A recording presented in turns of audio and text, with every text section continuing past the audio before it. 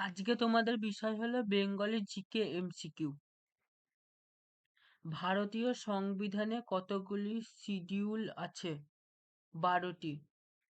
Rowlatt আইন কবে প্রবর্তিত হয়? 1919 খ্রিস্টাব্দে।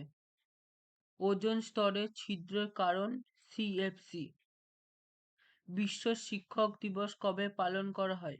5ই অক্টোবর। গণপরিষদের সভাপতি কে ছিলেন? রাজেন্দ্র প্রসাদ। তত্ত্ববোধিনী সভার প্রতিষ্ঠাতা কে? দেবেন্দ্রনাথ ঠাকুর। ভারতের দীর্ঘতম গিরিপথ কোনটি? ডুংরি লা পাস। পশ্চিমবঙ্গের মোট কতগুলি জাতীয় উদ্যান রয়েছে? 6টি।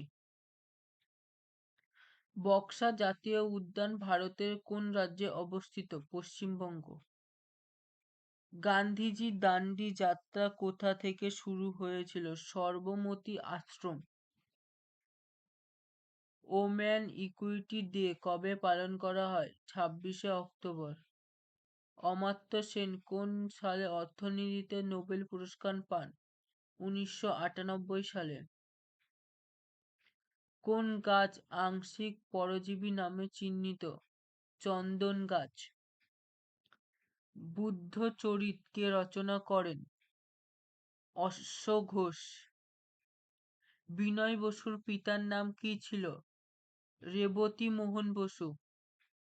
পঞ্চশীল নীতির প্রবক্তা কে? জওহরলাল নেহেরু। বিনয় বসু কত সালে মারা যান? 1930 সালে। পুলিশের হাত থেকে বাঁচতে বিনয় কলকাতা শহরে কার সাহায্যে পালিয়ে আসেন? সুপতি রায়। 1928 সালে বিনয় ও তার সহযোদ্ধারা নেতাজি সুভাষচন্দ্র বসুর সঙ্গে কোন দলে যোগ দেন? বেঙ্গল ভলেন্টিয়ার্স। পুলিশ বিনয় বসুকে ধরিয়ে দেওয়ার জন্য কত টাকা পুরস্কার ঘোষণা করেছিলেন? 5,000 রুপি। বিনয় বসু কোথায় জন্মগ্রহণ করেছিলেন? চট্টগ্রাম। বিনয় বসু মেট্রিক পরীক্ষায় পাশ করার পর কোন স্কুলে ভর্তি হয়েছিল? Mitford medical school.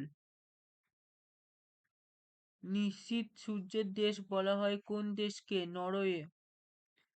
পোপের শহর বলা হয় রোমকে। এলাহাবাদ প্রশান্তি কে রচনা করেন? হরি সেন।